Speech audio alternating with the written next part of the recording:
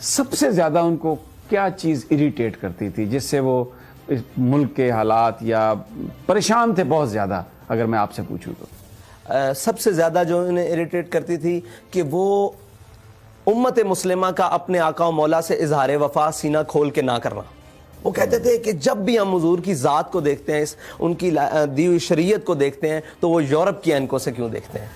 وہ کہتے تھے اسلام کو اسلام کے مزاج کے مطابق بیان کیا جائے، اور یہی ان کی خاصیت تھی جو انہوں نے کیا، اور قوم نے ان کو قبول کیا، امت نے انہیں قبول کیا، اور ان کی وہ سب سے نکھر کے آئے کہ وہ اس بات کو اس کے مزاج کے مطابق تشریح کرتے تھے اور لے کر چلتے تھے. وہ کہتے تھے یہ فلسفہ، یہ ساری چیزیں بعد میں ہیں، حضور کی ذات پر پوری امت کی آنکھ بند ہونی چاہیے، یہی کائنات کا ہمارے لیے محور اور مرکز ہونی چاہیے. اچھا، یہ ان کا بڑا ایک ووکل سٹینڈ ہوتا تھا، وہ بالکل پرواہ نہیں کرتے تھے. پریشر بھی حکومت کے بہت زیادہ پڑتے ہوں گے، تو اس کا آپ بھی ان کے ساتھ تھے تو ظاہر ہے آپ بھی اس کو فیس کرتے ہوں گے. اس پریشر سے نکلنے کے لیے یا اس چیز کو، سچویشن کو ہینڈل کرنے کے لیے کیا کرتے تھے؟ کوئی خاص دعائیں صرف مانگتے ایک تھے؟ لمبا ایک دعائیں مانگتے ہوں گے، وہ صاف ظاہر ہے ان کی دعائیں تھیں، سحر گاہی تو ان کے لیے کمال تھا. لیکن جو دعا وہ اکثر کرتے تھے نا، کوئی بھی کتنی بڑی پریشانی کی بات آ کے بتاتا تھا کہ حضرت یہ ہونے والا ہے، تو وہ کہتے تھے بچے لگ دے نہیں آ رہا ہے، پنجابی مطلب اور جلیا چھاڑے بھی کوئی گل ہے. مطلب اس سے زیادہ وہ اس بات کو اہمیت نہیں دیتے تھے، بلکہ ان کی محفل میں کوئی بزدل بن کے آتا تو وہ دلیر ہو کے جاتا، اور کوئی بھی بزدلی والی بات آتی تو وہ اس کو دلیر بنا کے بیٹھے. فیض آباد میں مجھے ایک ایسا فون آیا جس نے مجھے ہلا دیا اندر سے.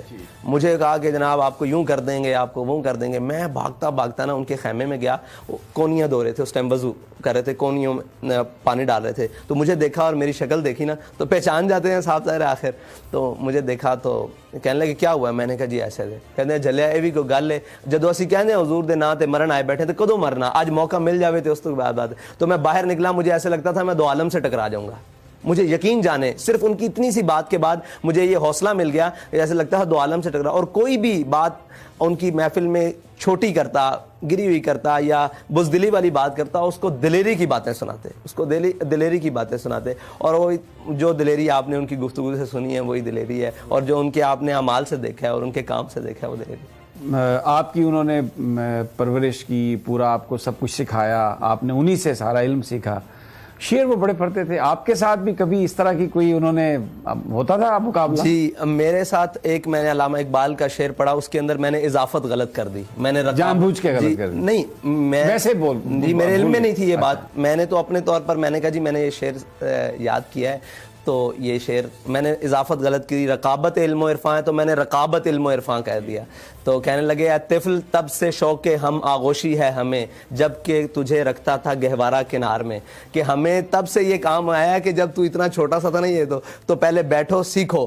پھر ہم نے حضرت سے سبکن اقبال پڑھا، اور اقبال کہ وہ اتنے بڑے شہدائی تھے. اور اقبال وہ کہتے تھے لوگوں نے اقبال کو یہی پڑھا ہے چین و عرب ہمارا ہے، ہندوستان ہے ہمارا ہے. اقبال اس سے آگے کی چیز ہے، اور وہ حضور کی بات بڑی سینہ کھول کے کرتا ہے. اور آ کے جو پڑھے لکھے لوگ تھے انہیں مجلس میں کھول کے کہتے تھے یہ ذرا دیکھنا اقبال نے کیا لکھا ہے. کہتے تھے اگر یہ ہم ممبر پہ بیان کریں تو لوگ ہمیں ماریں گے. لوگ کہتے ہیں مولوی سخت ہے، اقبال سے بڑا مولوی کون ہے. اقبال سے فرمایا حضور کے دین کی جس کو سمجھ آ جائے نا وہ ساری کائنات میں آگے نکل جاتا ہے. اس بات کو سمجھنے کی ضرورت ہے. اور وہ اس فوکس پہ، اس مطلب بات پہ فوکس دیتے تھے کہ حضور کے دین اور حضور کے فرامین میں امت مسلمہ کی کامیابی ہے، نہ کہ یہ دائیں بائیں ہمارا دوڑنا.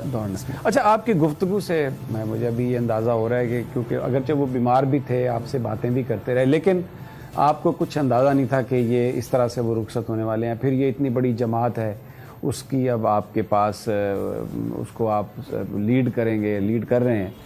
تو اس چیلنج کے لیے آپ تیار تو نہیں تھے، تو پھر ہمت اور سارا جذبہ کیسے آپ نے اپنے آپ کو ایڈجسٹ کیا اب اس کام کے لیے؟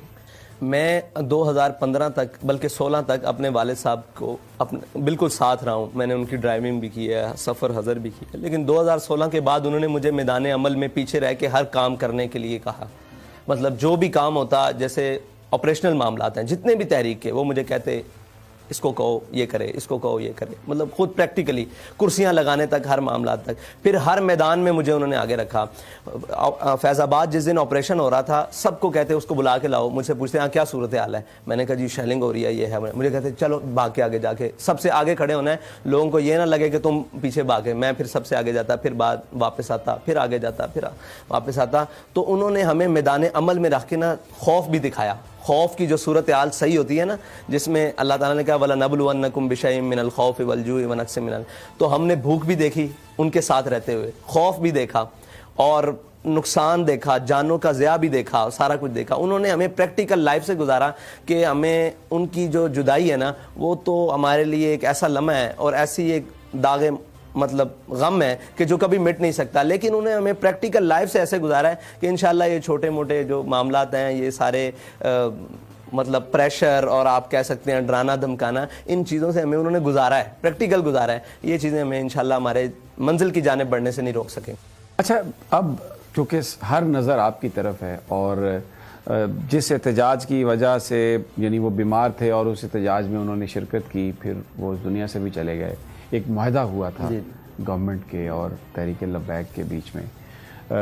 پوری جو اس وقت نوجوان پاکستان کے ہیں وہ اسی کی طرف دیکھ رہے ہیں, سوشل میڈیا پر بھی ہے, 16 یا 15 شاید اس کی تاریخ ہے اگلے ماہ کی. تو کوئی حکومت سے کوئی بات چیت ہو رہی ہے اس حوالے سے؟ جی, ہمارے نمائندگان کی ان سے کافی ساری بیٹھک ہوئی ہے, تو وہ ہم سے پوچھتے ہیں کہ آپ کا ارادہ کیا ہے. ہمارا سوال ان سے صرف اتنا ہے کہ آپ نے ہمارے معاہدے کے حوالے سے عملی اقدامات کیا کیے ہیں. اگر آپ مطمئن کر لیں, ہمیں دکھائیں کہ ہم نے یہ عملی اقدامات ناموس رسالت کے لیے جو ہم نے آپ سے وعدہ کیا وہاں تک کیے, سفیر کو نکالنے کے معاملات, مصنوعات کے بائیکاٹ کے معاملات, تو ہم دیکھیں گے کہ ہم نے آگے کیسے چلنا ہے. اگر وہ ہمیں بالکل اندھیرے میں رکھتے ہیں, اور جو ظاہراً ان کی لگ رہا ہے کہ وہ علماء کو مشاورت کے لیے بلا رہے ہیں دھرنے کے, میں نے کہا دھرنے کے لیے مشاورت نہیں کریں, آپ معاہدے کے لیے مشاورت کریں. تو معاہدے کے لیے مشاورت کے لیے آپ نے ایک قوم سے معاہدہ کیا ہے, انہوں نے اپنی جانیں ہاتھ پہ رکھ کر آپ کے ساتھ احتجاج کیا اور روڈ بلاک کیا ہے, اور آپ نے سنی نہیں بات. جب آپ کی ہر چیز مکمل بلاک ہو جاتی ہے تب آپ بات سنتے ہیں. تو ہم ابھی بھی خواہش کرتے ہیں کہ وہ ہماری بات پہلے سنیں. ابھی ان کے پاس وقت ہے, 1 ماہ کا وقت ہے, اس کے اوپر عملی اقدامات نہ کریں. اگر نہیں کریں گے تو پھر ہمارے والد صاحب کی سنت ہمارے سامنے بالکل واضح طور پر موجود ہے, ہم اسی ٹریک پر چلیں گے. اس کے لیے ہمیں جو بھی مطلب قیمت اٹھانی پڑے وہ بالکل ہے, کہ مسلمان کے لیے سب سے بڑی بات یہ ہے کہ وہ اپنے آقا و مولا صلی اللہ علیہ وسلم کے نام گرامی پر اپنی جان دے دے. اس سے بڑی کوئی نہیں. آپ دیکھیں کہ ایک عالم ہو, ایک مذہبی آدمی ہو, اس کا سٹانس بھی ناموس رسالت پر وہی ہوتا ہے, اور ایک جس نے کبھی مسجد کی طرف منہ بھی نہ کیا وہ, اس کا سٹانس بھی ایک ہوتا ہے. کیونکہ علامہ اقبال کہہ گیا کہ وہ فاقہ کش جو موت سے ڈرتا نہیں ذرا, روح محمد اس کے بدل, یہ روح محمد ہے, حضور کی ذات جو ہے نا یہ روح محمد ہے. اس کی ان کی ناموس اور ختم نبوت کے اوپر جو بھی کوئی معاملہ ہوگا نا, یہ امت کھڑی ہوگی, اور امت کا اکٹھا ہونے کا سبب بھی یہی ہے. ورنہ علامہ خادم حسین رضوی نے نہ پیسے بانٹے ہیں, نہ کوئی اور معاملات کیے ہیں, نہ جائیدادیں ان کے پاس تھیں, نہ کوئی ایسی چیزیں تھیں. انہوں نے حضور کی بات کی, اور وہ روح جو ہے نا, روح محمد, وہ امت کے دلوں میں دماغوں میں دوبارہ پھونکی ہے, تو امت دوبارہ اکٹھی ہوگی. اور اس سٹانس کے لیے انشاءاللہ ہم آخری حد تک جانے کے لیے تیار ہیں. ہم حکومت ہمارے ساتھ معاہدہ کرے جو اس نے بات کی, اگر نہیں کرے گی تو پھر ہمارے پاس دوسرا راستہ ہے جو ہمارا قانونی آئینی سارے حق ہیں. سبسکرائب کریں اور بیل دبائیں تاکہ کوئی خبر رہ نہ جائے. سب سے زیادہ ان کو کیا چیز اریٹیٹ کرتی تھی جس سے وہ اس ملک کے حالات یا پریشان تھے بہت زیادہ, اگر میں آپ سے پوچھوں تو؟ سب سے زیادہ جو انہیں اریٹیٹ کرتی تھی کہ وہ امت مسلمہ کا اپنے آقا و مولا سے اظہار وفا سینہ کھول کے نہ کرنا. وہ کہتے تھے کہ جب بھی ہم حضور کی ذات کو دیکھتے ہیں, ان کی دی ہوئی شریعت کو دیکھتے ہیں, تو وہ یورپ کی اینکوں سے کیوں دیکھتے ہیں.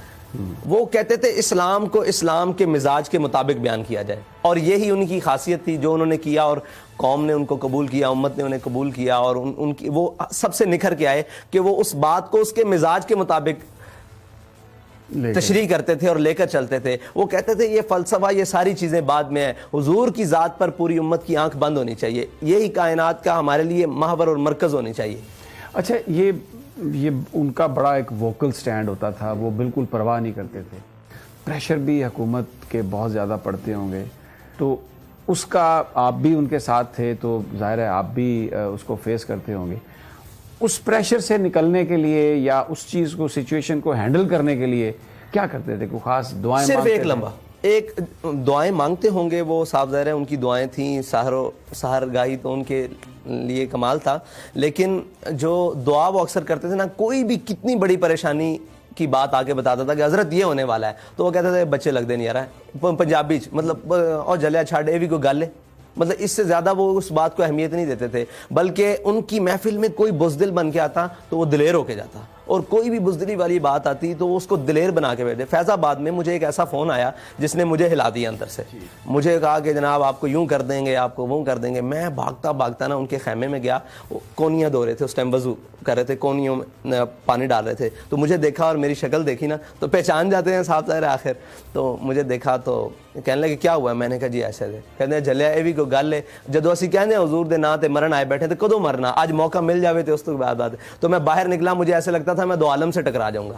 مجھے یقین جانے صرف ان کی اتنی سی بات کے بعد مجھے یہ حوصلہ مل گیا، ایسے لگتا تھا دو عالم سے ٹکرا، اور کوئی بھی بات ان کی محفل میں چھوٹی کرتا، گری ہوئی کرتا یا بزدلی والی بات کرتا، اس کو دلیری کی باتیں سناتے، اس کو دلیری کی باتیں سناتے، اور وہ جو دلیری آپ نے ان کی گفتگو سے سنی ہے وہی دلیری ہے، اور جو ان کے آپ نے اعمال سے دیکھا ہے اور ان کے کام سے دیکھا ہے وہ دلیری۔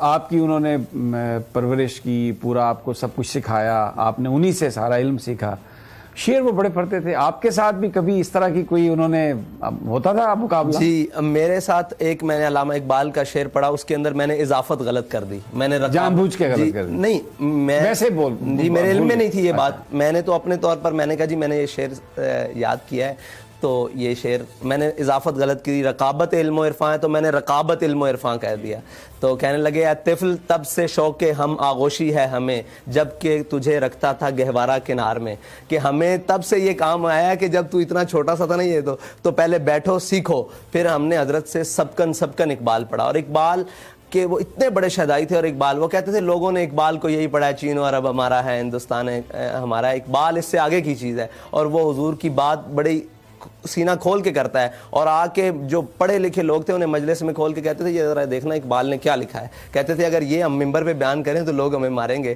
لوگ کہتے ہیں مولوی سخت ہے، اقبال سے بڑا مولوی کون ہے؟ اقبال سے فرمایا حضور کے دین کی جس کو سمجھ آ جائے نا وہ ساری کائنات میں آگے نکل جاتا ہے، اس بات کو سمجھنے کی ضرورت ہے، اور وہ اس فوکس پہ اس مطلب بات پہ فوکس دیتے تھے کہ حضور کے دین اور حضور کے فرامین میں امت مسلمہ کی کامیابی ہے، نہ کہ یہ دائیں بائیں ہمارا دوڑنا ہے۔ اچھا، آپ کی گفتگو سے مجھے ابھی یہ اندازہ ہو رہا ہے کہ کیونکہ اگرچہ وہ بیمار بھی تھے، آپ سے باتیں بھی کرتے رہے، لیکن آپ کو کچھ اندازہ نہیں تھا کہ یہ اس طرح سے وہ رخصت ہونے والے ہیں، پھر یہ اتنی بڑی جماعت ہے اس کی اب آپ کے پاس، اس کو آپ لیڈ کر رہے ہیں، تو اس چیلنج کے لیے آپ تیار تو نہیں تھے، تو پھر ہمت اور سارا جذبہ کیسے آپ نے اپنے آپ کو ایڈجسٹ کیا اب اس کام کے لیے؟ میں 2015 تک بلکہ 16 تک اپنے والد صاحب کو بالکل ساتھ رہا ہوں، میں نے ان کی ڈرائیونگ بھی کی ہے، سفر حضر بھی کی ہے، لیکن 2016 کے بعد انہوں نے مجھے میدان عمل میں پیچھے رہ کے ہر کام کرنے کے لیے کہا، مطلب جو بھی کام ہوتا، جیسے آپریشنل معاملات ہیں جتنے بھی تحریک کے، وہ مجھے کہتے اس کو کہو یہ کرے، اس کو کہو یہ کرے، مطلب خود پریکٹیکلی کرسیاں لگانے تک، ہر معاملات تک، پھر ہر میدان میں مجھے انہوں نے آگے رکھا۔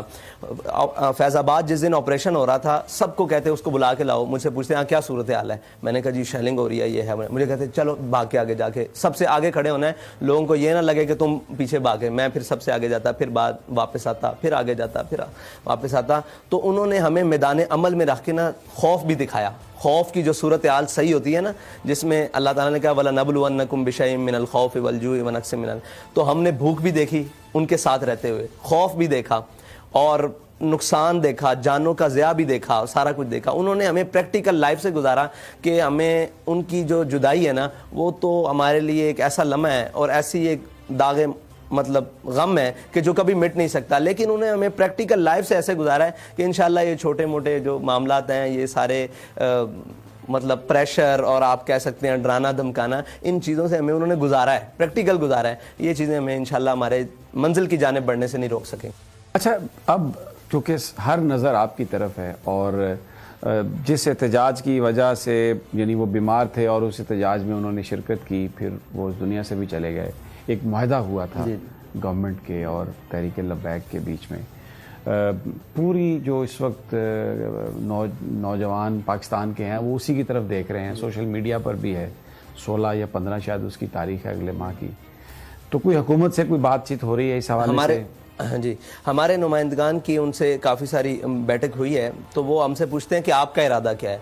हमारा सवाल उनसे सिर्फ इतना है कि आपने हमारे मुआहदे के हवाले से अमली इक़दाम क्या किए हैं। अगर आप मुतमईन कर लें, हमें दिखाएं कि हमने ये अमली इक़दाम नामूस रिसालत के लिए जो हमने आपसे वादा किया वहाँ तक किए, सफ़ीर को निकालने के मामलात, मसनूआत के बाइकाट के मामलात, तो हम देखेंगे कि हमने आगे कैसे चलना है। अगर वो हमें बिल्कुल अंधेरे में रखते हैं और जो ज़ाहिरन उनकी लग रहा है कि वो उलमा को मुशावरत के लिए बुला रहे हैं धरने के, मैंने कहा धरने के लिए मुशावरत नहीं करें, आप मुआहदे के लिए मुशावरत करें। तो मुआहदे के लिए मुशावरत के लिए आपने एक कौम से मुआहदा किया है, उन्होंने अपनी जानें हाथ पे रखकर आपके साथ एहतजाज किया और रोड ब्लॉक किया है और आपने सुनी नहीं बात। जब आपकी हर चीज़ मुकम्मल ब्लॉक हो जाती है तब आप बात सुनते हैं। तो हम अभी भी ख्वाहिश करते हैं कि वो हमारी बात पहले सुने। अभी उनके पास वक्त है, 1 माह का वक्त है, उसके ऊपर अमली इक़दामात ना करें। अगर नहीं करेंगे तो फिर हमारे वालिद साहब की सुन्नत हमारे सामने बिल्कुल वाज़े तौर पर मौजूद है, हम उसी ट्रैक पर चलेंगे। उसके लिए हमें जो भी मतलब कीमत उठानी पड़े वो बिल्कुल है,